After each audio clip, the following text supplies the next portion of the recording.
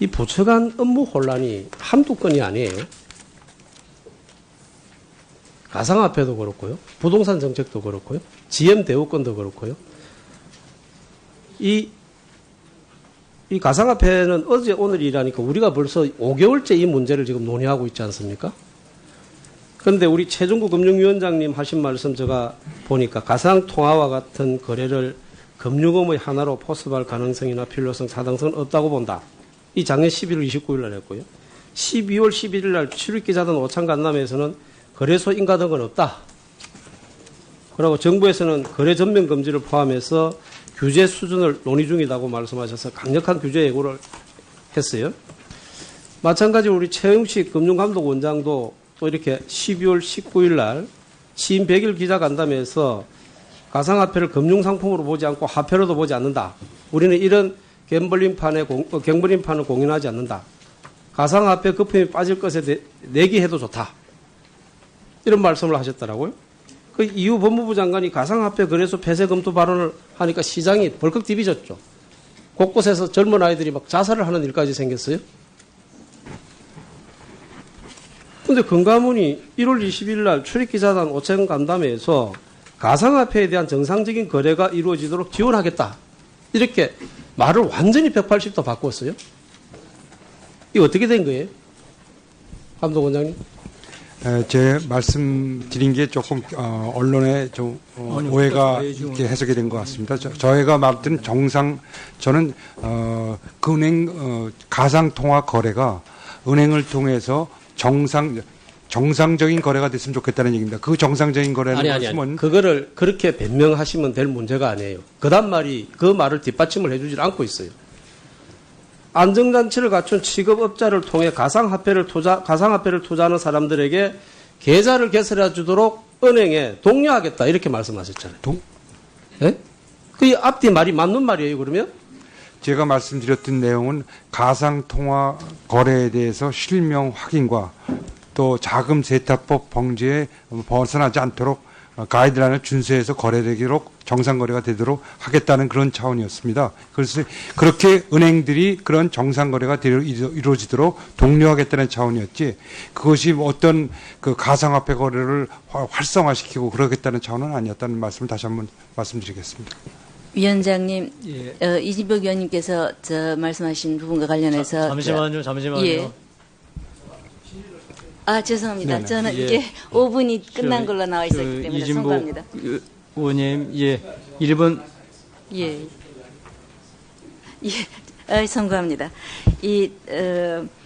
민간 기업의 참여도 평가는 사실 이미 글로벌 스탠다드가 이미 나와 있습니다. 예를 들어서 국제경영개발원이라든가 세계경제포럼 이런 쪽에서 설문조사 방식을 통한 기업인 평가를 하고 있고 정부에서는 이걸 정부가 직접적으로 한다기보다는 이 부분에 대해서 우선은 용역을 통해서 민간 협의회를 통한 시민사회나 아니면은 국제연구기관 등이 주관이 되어서 이 평가 모형을 개발할 수도 있으리라고 생각이 됩니다. 그리고 필요할 경우에 또 정부 차원에서 검토가 필요하다면 이것은 위원님께서 지적하신 것처럼 법적인 뒷받침이 있어야 하리라고 생각합니다. 네, 아까 말씀드렸듯이 정상 거래화시키겠다는 노력을 말씀을 드리는 과정에서 동료라는 단어 이런 것이 나와서 그런 오해가 있었던 걸로 생각합니다. 예. 예, 다음 박찬대 의원님 질의해 주십시오.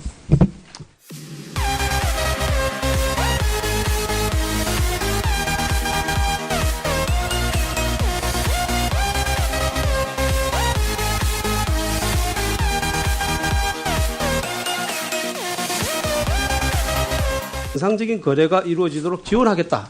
이렇게 말을 완전히 180도 바꿨어요. 이게 어떻게 된 거예요? 감독원장님. 제 말씀드린 게 조금 언론에 좀 오해가 있게 해석이 된 것 같습니다. 저희가 말든 저는 그 은행 가상통화 거래가 은행을 통해서 정상적인 거래가 됐으면 좋겠다는 얘기입니다. 그 정상적인 거래는 아니. 말씀은 그거를 그렇게 변명하시면 될 문제가 아니에요. 그다음 말이 그 말을 뒷받침을 해주질 않고 있어요. 안정장치를 갖춘 취급업자를 통해 가상화폐를 투자하는 사람들에게 계좌를 개설해 주도록 중이라고 말씀하셔서 강력한 규제 예고를 했어요. 마찬가지로 우리 최영식 금융감독원장도 또 이렇게 12월 19일 날 취임 100일 기자간담회에서 가상화폐를 금융상품으로 보지 않고 화폐로도 보지 않는다. 우리는 이런 갬블링판을 공인하지 않는다. 가상화폐 거품이 빠질 것에 내기해도 좋다. 이런 말씀을 하셨더라고요. 그 이후 법무부 장관이 가상화폐 거래소 폐쇄 검토 발언을 하니까 시장이 벌컥 뒤비졌죠. 곳곳에서 젊은 아이들이 막 자살을 하는 일까지 생겼어요. 근데 금감원이 1월 20일 날 출입기자단 오찬 간담회에서 가상화폐에 대한 은행에 독려하겠다 이렇게 말씀하셨잖아요. 예? 그 앞뒤 말이 맞는 말이에요, 그러면?